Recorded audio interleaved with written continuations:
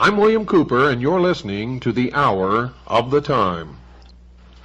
Well, folks, we've been getting calls from all over the nation, and even in some foreign countries, they have been worried. They've called Stan. His phone has been ringing off the hook. It seems some rather spurious and ambitious individuals have been spreading the rumor by word of mouth, by the written word, and even on talk radio all across this country that I'm dead. Well, folks, here's my answer to that.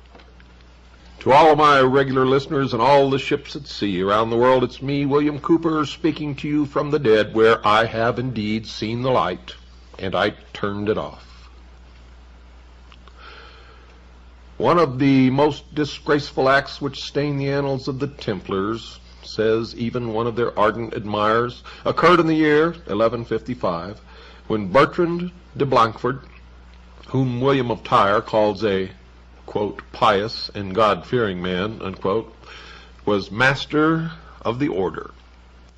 In a contest for the supreme power in Egypt, which the viziers bearing the proud title of Sultan exercised under the phantom caliphs, Sultan Abbas, who had put to death the caliph, his master, found himself obliged to fly from before the vengeance of the incensed people.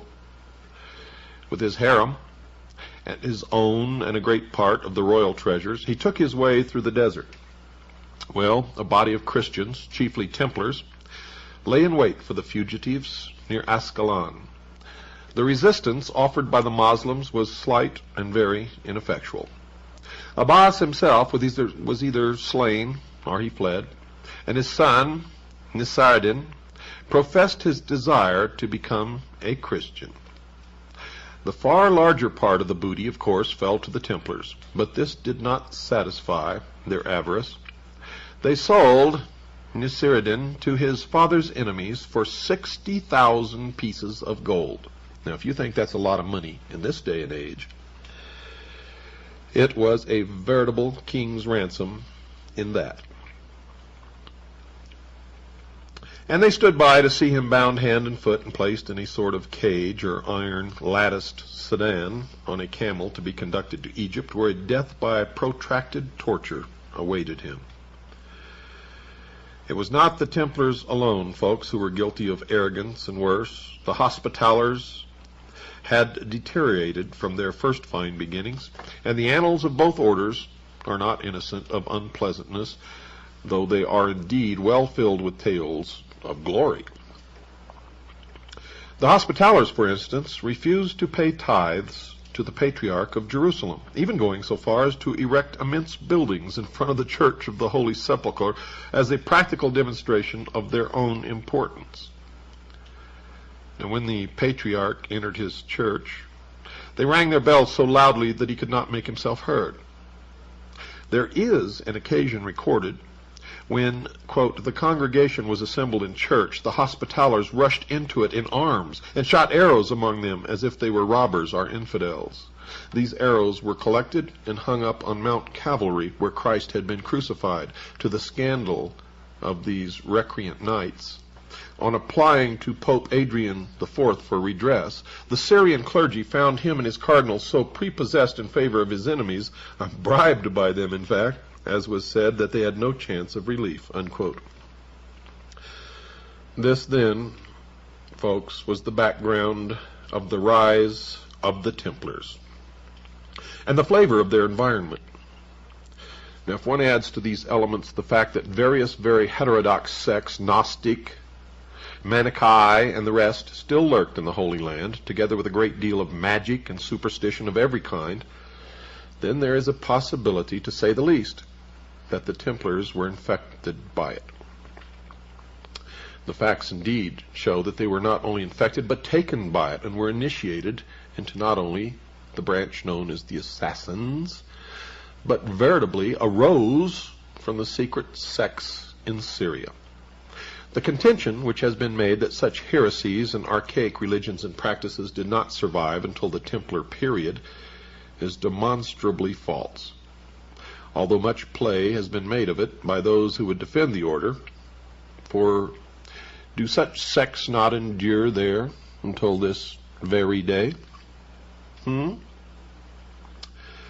Well, this is not to say that the Templars were guilty of the practices which formed the substance of the confessions later to be wrung from them by barbaric torture, which we will examine in due course.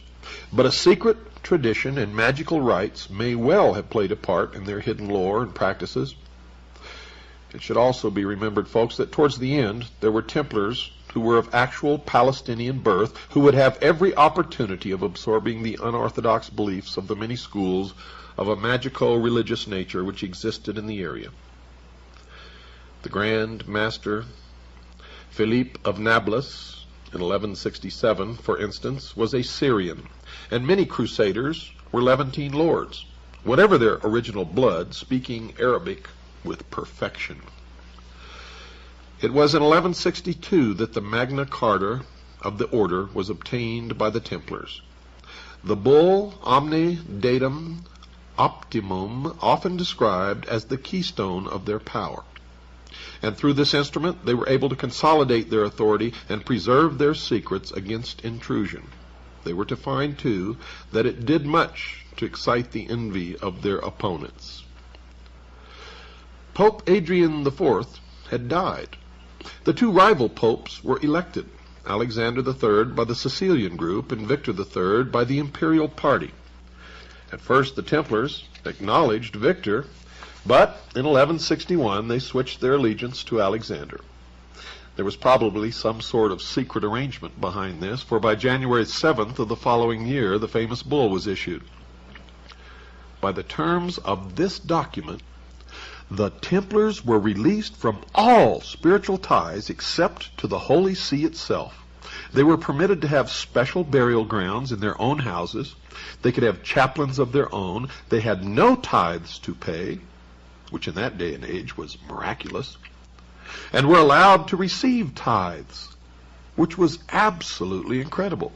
Nobody who had once entered the order could leave it, except to join one with a stricter discipline. The stage, dear listeners, was set for clerical hatred of the Templars and Hospitallers, who had similar privileges, and in fact were one and the same, and still are today, although the advantages to the Pope from the combined support of these two orders could hardly be overestimated. In 1184 an incident occurred which inspired a great deal of distrust of the order, although the rarity of its occurrence should have underlined the fact that it was nothing of much consequence. You see, the English knight Robert of St. Albans left the Templars, became a Moslem, and led an army for Saladin against Jerusalem, then in the hands of the Franks. The charge against the Templars that they were secret Mussulmans or allies of the Saracens does not seem borne out by the fact that Saladin accused them of treacherous truce breaking and other crimes, and unlike his usual chivalrous self, took a solemn oath that he would execute such Templar captives as he could obtain as, quote, beyond the limits of Islam and infidelity alike, unquote. Nor did they make any attempts to invoke any religious bond with Saladin when they were captured, as we know from the Arabic Life of Saladin, written contemporaneously by his secretary, Qadi Yusuf. Strong evidence of this is given in the events which followed the terrible Battle of Hattin. 2 years before, Saladin had made a pact with the assassins that they would give him a free hand to continue his holy war against the Franks, which we discussed on an earlier program. On July the 1st, 1187, he captured Tiberias. He attacked nearby Hittin at dawn on Friday, July the 3rd. 30,000 Christians were captured, including the king of Jerusalem. No Templar, not one, is mentioned in the detailed Arab account as asking for mercy on religious or any other grounds, although all knew that Saladin had issued a war cry, quote, "Come to death, Templars," unquote. The Grand Master, Gerard of Rydfort, and several other knights were among those taken. Saladin offered them their lives if they would see the light of the true faith. Well, according to history, none accepted, and all these knights were beheaded except, admittedly, the Templar Grand Master. Could it be that he did accept the true faith, or the light of the true faith, as Saladin had put it? A non-Templar, Reginald of Chatillon, tried to invoke the sacred code of Arab hospitality, and other crusaders claimed that they were Muslims and were spared. None of them were Templars or Hospitallers. Reginald and the Templars collectively were sentenced to death for breaking the truth and the war crime of killing unarmed pilgrims to Mecca. Arab accounts include only a few references which could be construed as indicating any collusion with the Christian army. One says that on the Friday at midday, and the battle lasted for 2 days, Sultan Saladin issued the attack cry to be passed along the Saracen host, quote, "On for Islam," unquote, at which the striped banner of the Templars was raised. And the Emir Lion of the Faith said, "Are those Sultan Saladin Yusuf's allies of whom I have heard from the reconnaissance men?" Well, this cannot be regarded as anything at all conclusive. The only other reference is to a body of Templars who went over to the Saracen side and whose supposed descendants survive to this day as the Salabiya, which means Crusader tribe, in North Arabia. This engagement, folks, spelt the end of real Western power in Palestine for over 700 years, although it did stimulate the unsuccessful Third Crusade. Although the Templars and some other Crusaders were still in the Holy Land, they had lost almost all of their possessions there.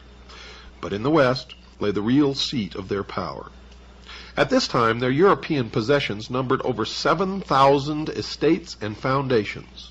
Although principally concentrated in France and England, they had extensive properties in Portugal, Castile, Leon, Scotland, and Ireland, Germany, Italy, and Sicily. When Jerusalem was lost, their headquarters were transferred to Paris.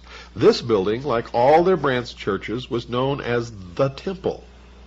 It was here that the French king Philippe the Fair took refuge in 1306 to escape a civil commotion.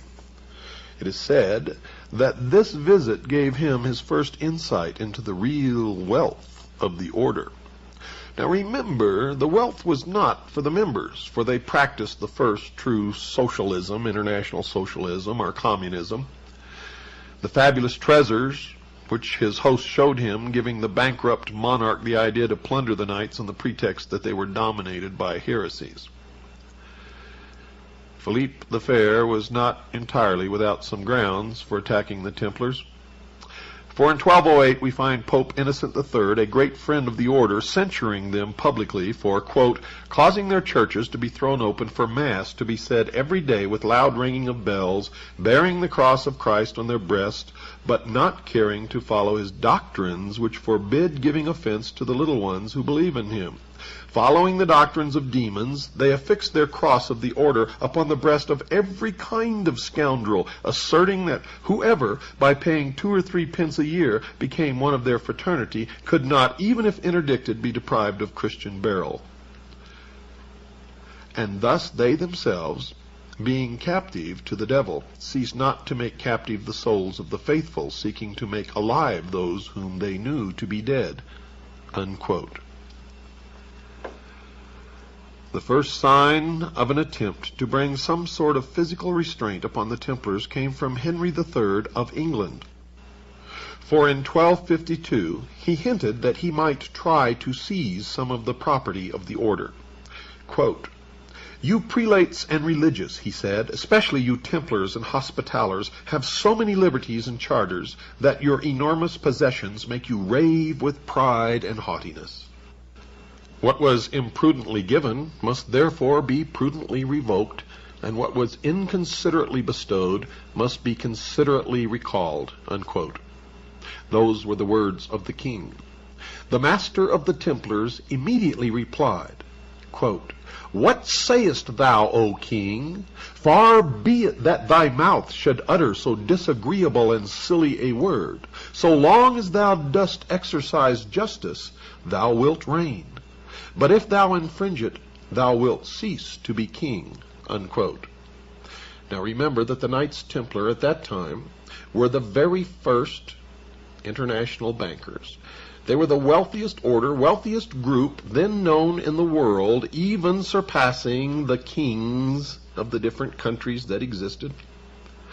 And even though the Hospitallers were created before the Knights Templar, eventually the two became the same order, though to the public and to the rulers of Europe, they were different orders with different names. The haughty Templars of the 14th century owned land and revenues, gained steadily in honor and importance. They might have had thrones had they wanted them, for such was their power towards the end that, banded together, as one historian points out, they could have overcome more than one of the smaller countries of Europe. Perhaps, though, they aimed even higher than that.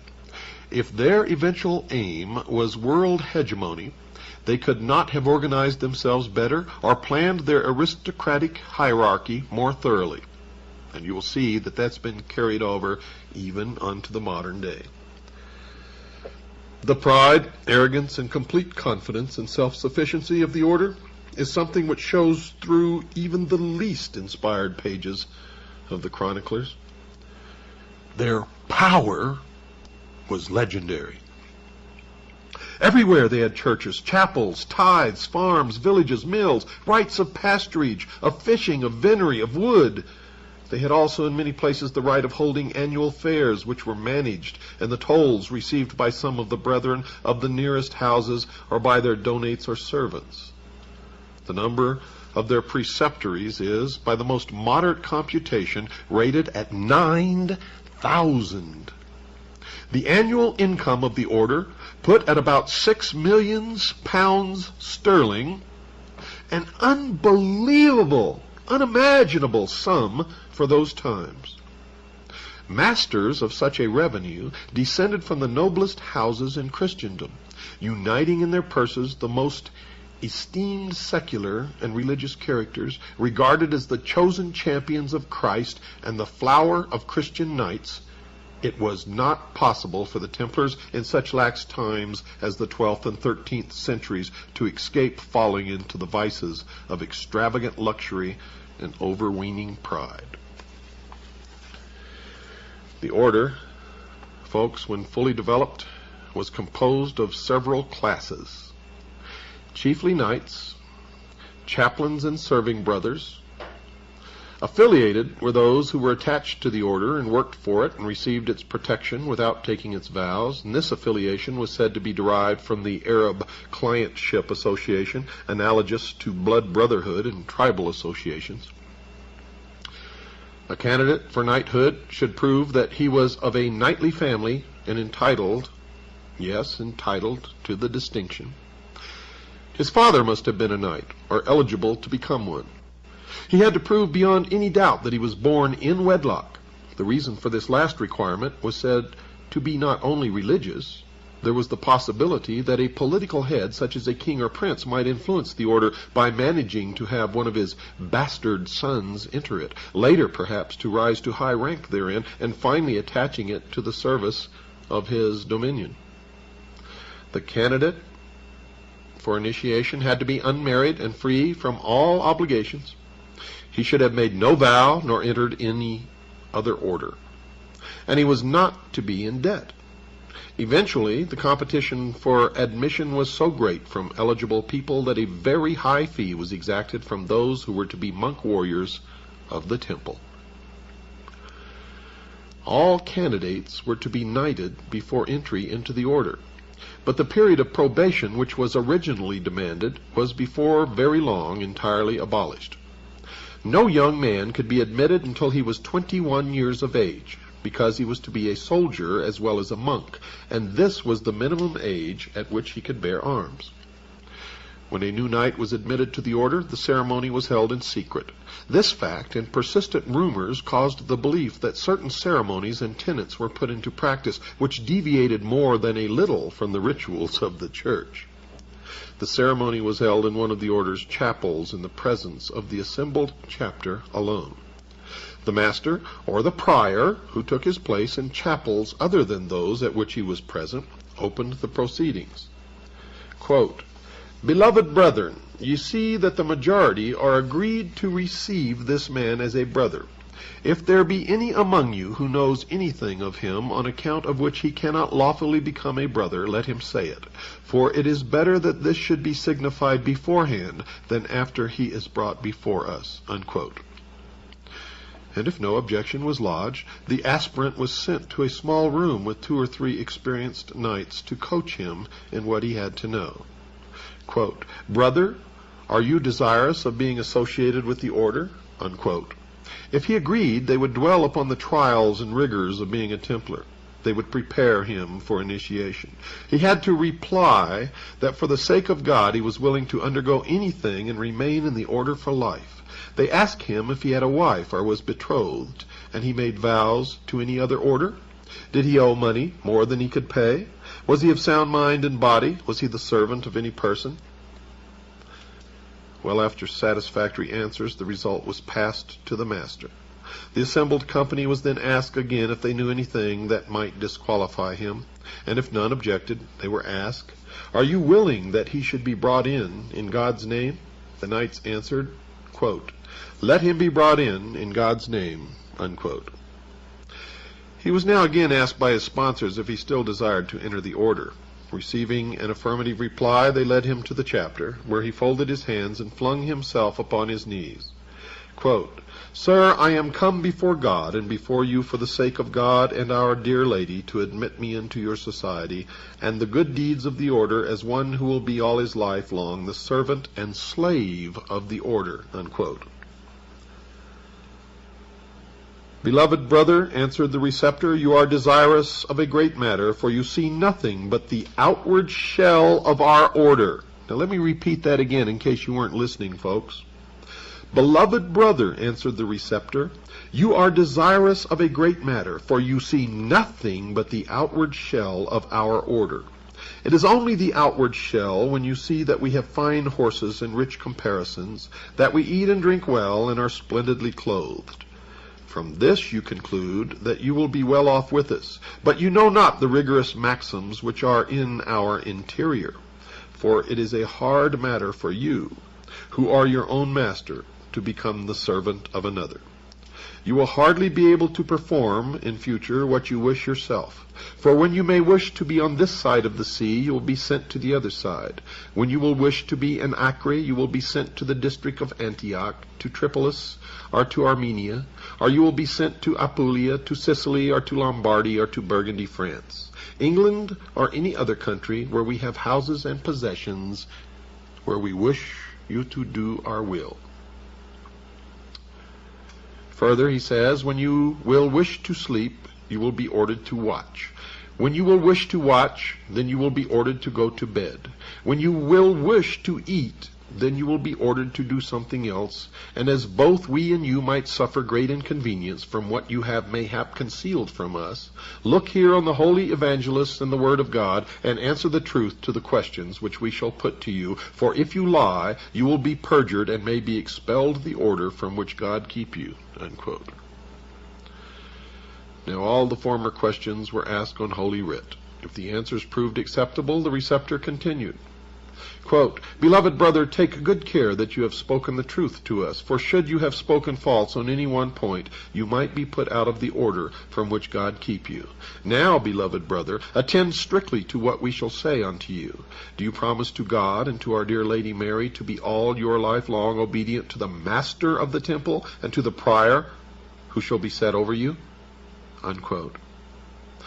And the initiate answers with, "Yea, sir, with the help of God."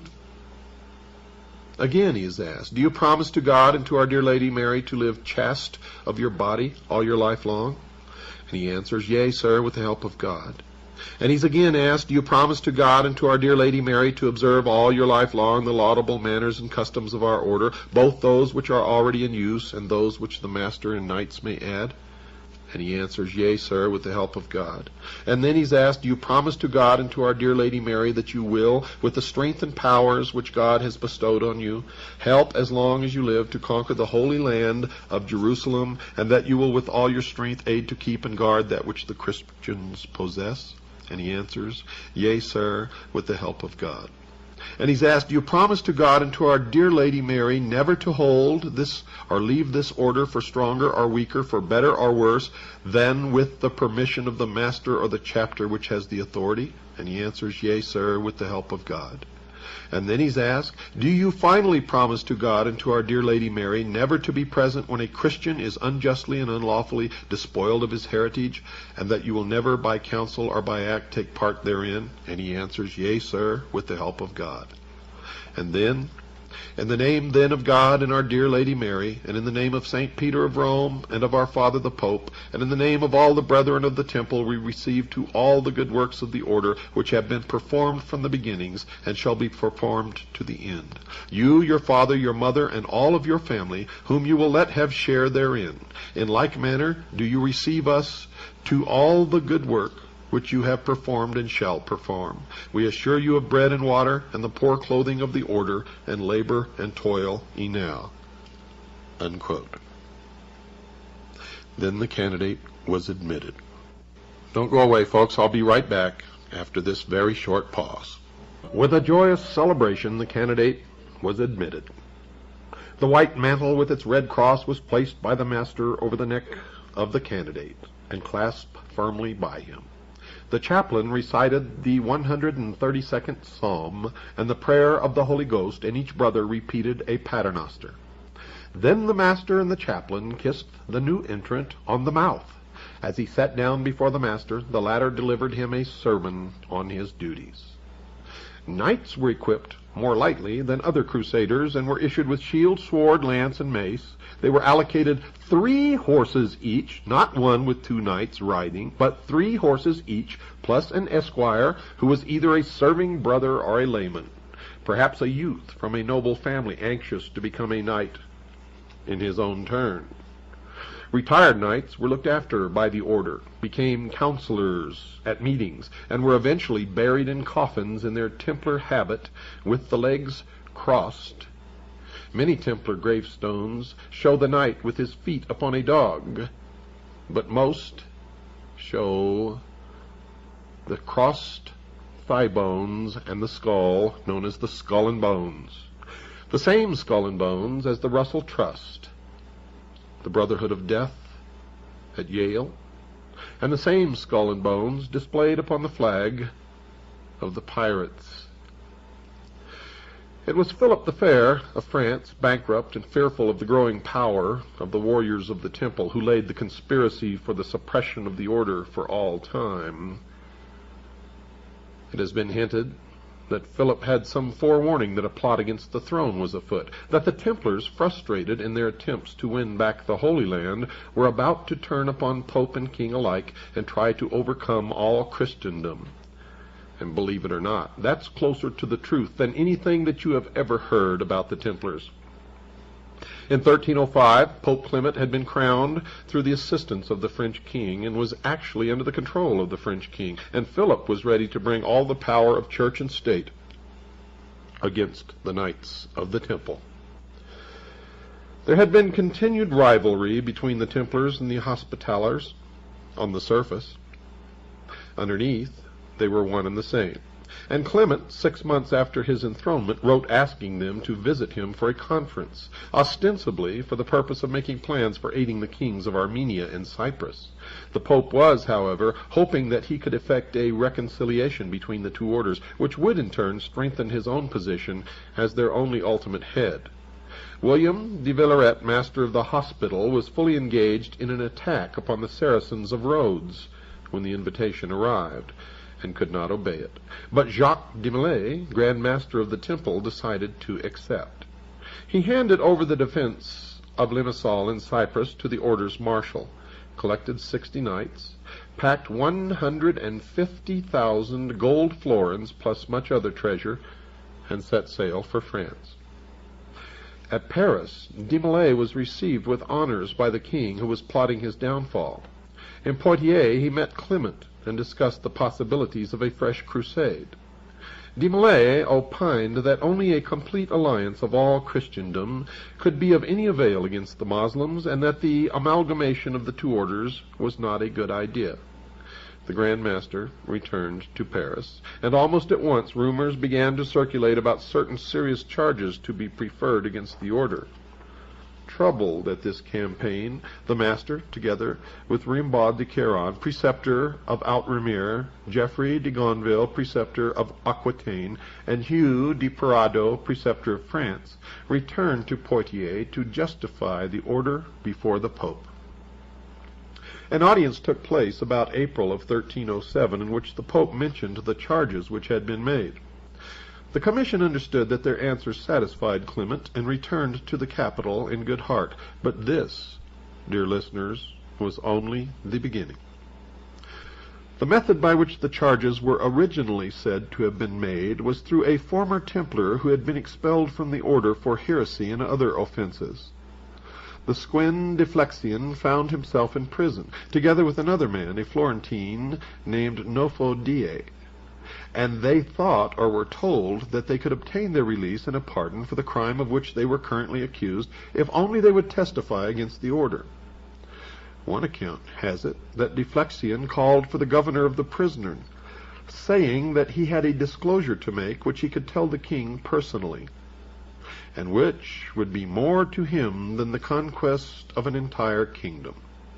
Another chronicle has it that both men were degraded Templars and had been actively engaged in the revolt against the king, during which Philip had been forced to take refuge with the Templars. It is further stated that Cardinal Cantilupo, the chamberlain to the Pope, who had been in association with the Templars since he was 11 years old, had confessed some of their doings to his master. 10 main charges were made by de Flexion against the order. 1. Each Templar, on his admission, swore never to quit the order and to further its interest by right or wrong. 2. The heads of the order are in secret alliance with the Saracens, and they have more of Mohammedan infidelity than Christian faith. And proof of the latter includes that they make every novice spit upon the cross and trample upon it, and blaspheme the faith of Christ in various ways. 3. The heads of the order are heretical, cruel, and sacrilegious men. Whenever any novice, on discovering the iniquity of the order, tries to leave it, they kill him and bury the body secretly by night. They teach women who are pregnant by them how to procure abortion, and secretly murder such newborn children. 4. They are infected with the errors of the Fraticelli. They despise the Pope and the authority of the Church. They scorn the sacraments, especially those of penance and confession. They pretend to comply with the rites of the Church simply to avoid detection. 5. The superiors are addicted to the most infamous excesses of debauchery. If anyone expresses his repugnance to this, he is punished by perpetual captivity. 6. The temple houses are the receptacle of every crime and abomination that can be committed. 7. The order works to put the Holy Land into the hands of the Saracens and favors them more than the Christians. 8. The master is installed in secret, and few of the younger brethren are present at this ceremony. It is strongly suspected that on this occasion he repudiates the Christian faith or does something contrary to right. 9. Many statues of the order are unlawful, profane, and contrary to Christianity. In fact, some of them are stone penises. The members are therefore forbidden under pain of perpetual confinement to reveal them to anyone. 10. No vice or crime committed for the honor or benefit of the order is held to be a sin. Now these charges were later augmented by others which were collected through testimony from other enemies of the order, and included such assertions as the use of the phrase Ya Allah, which means O Allah, and the adoration of an idol called the head of Baphomet. In fact, the head of Baphomet was not an idol that they worshipped, but represented the receptacle of the intelligence, or the seat of intelligence, the brain. The light, Lucifer, the gift of intellect, primordial knowing, and that is what really the object of veneration was. Philip and his advisors prepared in great secrecy for the descent upon this powerful organization, the Knights Templar, and on the 12th of September, 1307, sealed letters were sent to all the governors and royal officers throughout France, instructing them to arm themselves on the 12th of the next month and open the sealed orders, and to act upon them forthwith by the morning of Friday, October the 13th. And on that date, almost every Templar in France was in the hands of the king's men. And thus was born the legend that Friday the 13th is an unlucky day. And notice that it was October Friday the 13th, the very first October surprise. Hardly one seems to have had any warning, but they did, because before the king acted, the Templars had moved their wealth, their treasure, their holdings out of the country of France. On the day before his arrest, the Grand Master had actually been chosen by the king to be a pallbearer at a state funeral. The secret orders had it that all Templars were to be seized, tortured, and interrogated. Confessions were to be obtained from them. Pardon might be promised only if they confessed, and all their goods were to be expropriated. But the only thing that they really got were the actual real estate property held by the Templars in France and nowhere else. None of the gold, none of their wealth, none of their jewels, none of their treasures, none of the relics that they had recovered from the Holy Land were ever found. The king himself took possession of the temple at Paris as soon as the Grand Master and his knights were arrested. The next day, the University of Paris assembled, together with canons and other functionaries and ministers, and the chancellor declared that the knights had been proceeded against for heresy. 2 days later, the university met in the temple, and some heads of the order, including the Grand Master, were interrogated. They are said to have confessed to 40 years' guilt, whatever that means. Now, whether de Molay and others confessed on that occasion or not, the king was emboldened to publish an accusation in which he called the knights polluters of the air and devouring wolves. A public meeting was called in the royal gardens and addressed by monks and representatives on this subject. Edward II was the son-in-law of the French Philippe, and to him was sent a priest who invited the English monarch to act at once against the order in Britain. Well, Edward almost at once wrote to say that the charges seemed to him to be incredible. But Pope Clement wrote on November the 22nd to London, assuring Edward that the master of the temple had confessed of his own free will, that knights on their admission to the order denied Christ, others had admitted idolatry and other crimes. He therefore called upon the King of England to arrest all Templars within his domains and to place their lands and goods in custody until their guilt or innocence should be ascertained. He condemned them to torture by the Dominican monks under the Inquisition until they confessed their guilt or were dead. Now notice the date, folks. November the 22nd in the year 1307. That's a significant date in our history and has direct bearing, as you will see, many hours down the line.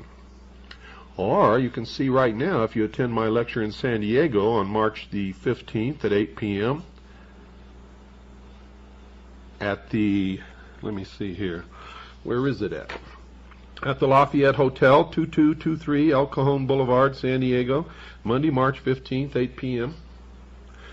Or you can call Stan and find out how to order our tape, The Sacrificed King, or my Atlanta lecture, which is over 7 hours long, including all of the Kennedy material. I bet you knew I was talking about Kennedy's assassination, didn't you? Well, this has direct bearing, as you shall see, eventually. Eventually you shall know what it all means. You'll be able to put it all together. Before the King of England received this missive, he seems to have been sorely troubled by the allegations. He wrote on November the 26th to the Seneschal of Agen asking about the charges. On the 4th of December, he wrote to the kings of Portugal, Castile, Aragon, and Sicily asking, quote, what they had heard, and adding that he had given no credit to it, unquote. He wrote to the Pope himself on December the 10th, expressing disbelief of what the French king said, and begging His Holiness to institute an inquiry. Well, folks, by December the 15th, when the papal bull arrived, Edward felt he must act upon it without question. On December the 26th, he wrote to the Pope that his orders would be obeyed, but in the interim, Edward had sent word to Wales, Scotland, and Ireland that the Templars were all to be seized, as in England, but they were to be treated with kindness. On October the 19th, less than a week after they had been arrested in France, 140 prisoners were being tortured by the Dominican Imbert in the Paris Temple. Promises and the rack produced many confessions. 36 of the examinees died during these proceedings. Throughout France, the racks worked overtime and the confessions poured forth. Many good men were crippled for the rest of their life. Many of these were contradictory and confused, and perhaps there is little wonder of that. How many of you could resist even for 5 minutes the tortures of the medieval Inquisition? The Pope now seemed a little uneasy at the arbitrary methods which were being employed. Philip wrote sharply to him, saying that he, the king, was doing God's work and rendered accounts to God alone. He offered to turn over all the goods of the Templars to the service of the Holy Land. Clement, still a weakling, merely stipulated that the inquisitions of each bishop should be confirmed by a provincial council, and that the examination of the heads of the order should be reserved to himself. Now we hear a constant succession of confessions and retractions, allegations that the heads of the order confessed completely and spontaneously to the Pope himself. The Pope himself, for some unexplained reason, folks, tried to escape to Bordeaux, but was stopped by the king. Now he was the monarch's captive as well as his creation. Detailed confessions of individual Templars have been kept on record, many of them undoubtedly obtained by extreme racking and other tortures.